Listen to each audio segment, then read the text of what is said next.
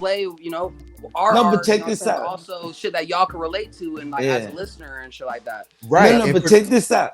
Yeah. Here's the other thing, right? Just to add on to what you were saying, like not only are you like you said, right? You're not worried about that person that's not feeling you, but if that person could at least remember you, They felt something. They felt something.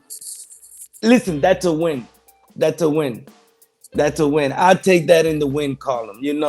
Like Right. maybe you ain't like the joke, but I saw you go. Mm, that's a win. Got him. Got That's a him. win.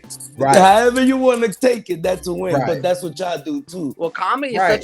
such a because you have to play the crowd. You have to play the crowd for comedy. Like for music, you can have if you have good enough art, let your shit just spit. Fuck what everyone else says. But as a comedy, you have to feed off the crowd what they are fucking. You know what I'm saying? Because even if they give you like a or like a or like a sigh or something, you're playing them. They're playing. They're working with you. You know what I'm saying? And you got them.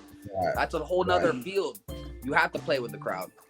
Right. That's the realest thing I ever heard somebody tell me is that when it comes to a crowd, it's three parts to it. There's you, the music, and then the crowd, and you're connecting those three things together.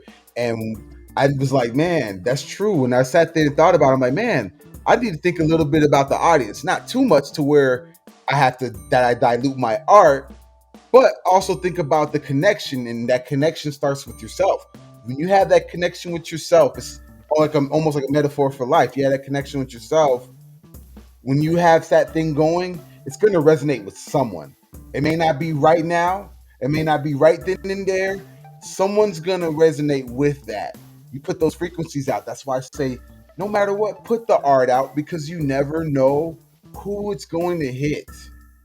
Well, listen, I watched a Beatles documentary. I forgot which one it was, but they were interviewing John Lennon, right? And they were asking, because remember early Beatles, they were doing covers, and they were like pop. They were pop before they blossomed into themselves. They were pop. They were all dressed like a quartet and all of that. So they asked John Lennon, like, do you ever regret doing that? He said no, because at that moment, the point of them doing the music and the art, it was to get in front of people and get people to listen to them. If that's what it took at that point for them to be able to get on stage and get in front of an audience, it was part of their development. By the time they get to Sergeant Pepper's, band, that album, by that time they already established. Now they can go off on their own. But it's like a sacrifice, dude. It's a sacrifice. Right. Because you know what? That's so true. Like, it's funny you say that, because one of my boys, Matt Cott, what's up, man? You know what I'm saying? He's a bass player, and he said it like that. He's like, yeah. He said, like, those later albums is where the real Beatles were. You know what I mean? And I'm like, that's where it is. Sometimes, you gotta, they call it playing the game, which some people don't even have to play the game. But it's like you're making music or making art that's palatable and relatable. It's like this. You can't hit somebody with deep conversation from the beginning unless they really like that.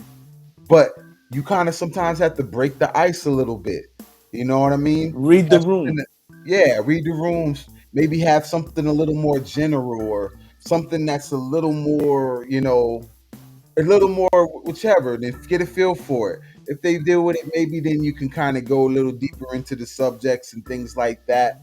It's just one of those things where, it's like you build rapport with your audience, because no one knows what they're going to get once you come on stage if they've never seen you before. You know what I mean? Man, but